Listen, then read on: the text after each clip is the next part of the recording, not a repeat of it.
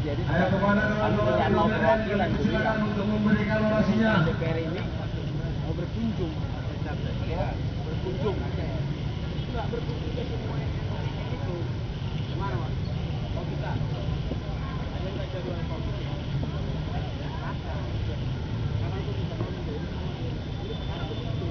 Ya masih semangat kawan-kawan. Masih semangat kawan-kawan. Masih semangat kawan-kawan. Mana suaranya woi? Mana suaranya woi? Ya hari ini kita kembali turun ke jalan kawan-kawan. Tepat di tanggal 10 Desember, yaitu merupakan peringatan Hari HAM Internasional kawan-kawan. Ya kenapa kita masih harus memperingatinya kawan-kawan? Karena di negara kita kawan-kawan yang katanya sudah merdeka kawan-kawan, tetap mempunyai pelanggaran HAM yang terbesar kawan-kawan. Sebagai kawan-kawan, di mana negara telah absen dalam penegakan HAM di Indonesia. Sebagai kawan-kawan, terbukti kawan-kawan masih banyak tindakan-tindakan yang tidak diperhatikan para pemerintah terhadap nasib-nasib terbagian kawan-kawan, terutama di kaum tani kawan-kawan.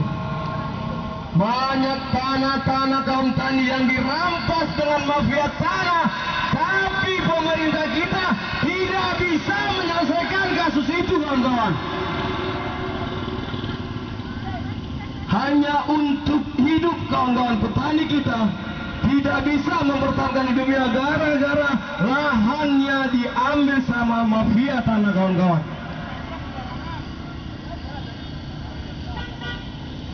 Di kalangan buruh kita juga melihat kawan-kawan, masih banyak penindakan HAM yang dirasakan dengan kaum-kaum buruh yang tidak mereka dapatkan hak-hak mereka kawan-kawan. Mereka hanya dibayar murah kawan-kawan. Jangankan untuk hidup kawan-kawan, untuk makan pun dia sulit kawan-kawan.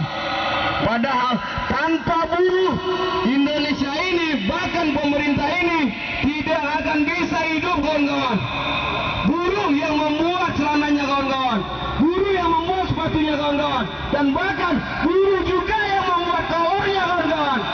Tapi mereka tidak pernah memperhatikan nasib-nasib buruh kawan-kawan. Sepakat nggak kawan-kawan? Mana suaranya kawan-kawan? Ayo semangat. Mungkin tahun ini Bang Pemurasi Bang. Oke. Untuk selanjutnya kita berikan kesempatan untuk kawan-kawan yang menyampaikan orasi politiknya dari kawan-kawan mahasiswa dulu. Kawan-kawan Serikat Mahasiswa Indonesia Cabang Medan. Kawan-kawan SMI Cabang Medan. Di mana kawanku? Di mana kawanku? Oke. Selamat siang kawan-kawan sekalian. Mari semangat kawan-kawan. Mana suaranya woi? Mana suaranya woi? Oke. Saya mewakili dari Serikat Mahasiswa Indonesia mengucapkan kepada kita semua selamat Hari Hak Asasi Manusia untuk kita semua kawan-kawan.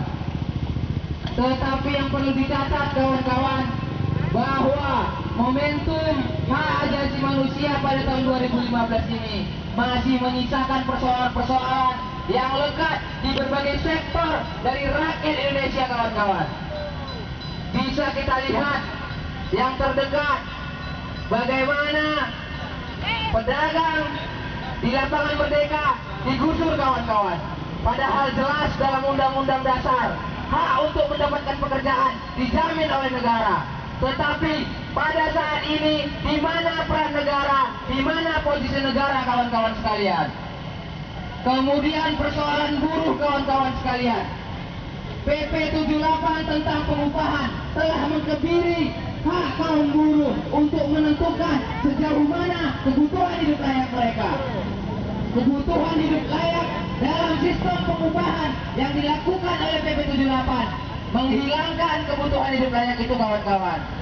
Upah buruh hanya dihitung dari tingkat inflasi, tingkat pertumbuhan ekonomi. Padahal jelas kalau kita lihat sejak zaman Susilo Bambang Yudhoyono sampai Jokowi Yusuf Kala, tidak pernah pertumbuhan ekonomi itu mencapai 7% kawan-kawan.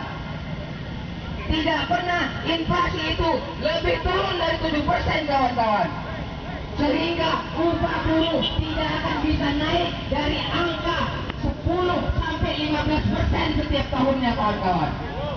Itulah persoalan bagaimana hak dari kaum buruh untuk mendapatkan penghidupan yang layak masih dikangkangi oleh negara ini, masih dikebiri oleh negara ini kawan-kawan sekalian. Betul.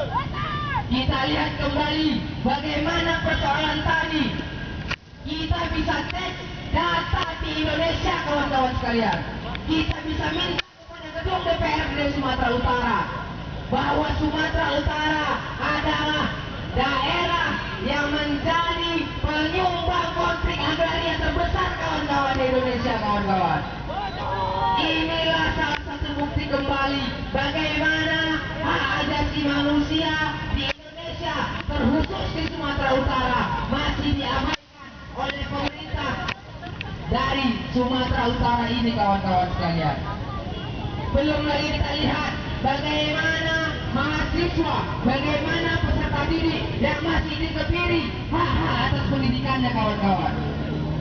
Padahal jelas dalam undang-undang bahwa pendidikan itu dijamin oleh negara, pendidikan itu wajib dibiayai oleh negara. Tetapi hingga saat ini kawan-kawanku sekalian, masih banyak orang yang harus gagal sekolah, masih banyak orang yang harus gagal untuk mengecap dunia pendidikan terkhusus di perguruan tinggi. Inilah persoalan-persoalan yang hadir tidak lain dan tidak bukan karena negara telah menjadi ante-ante dari agen kapitalisme internasional kawan-kawanku sekalian. Akhir tahun 2015 adalah awal dari peresmian masyarakat ekonomi ASEAN kawan-kawan. 31 Desember 2015 pada hari tersebut akan disahkanlah masyarakat ekonomi ASEAN yang menjadi salah satu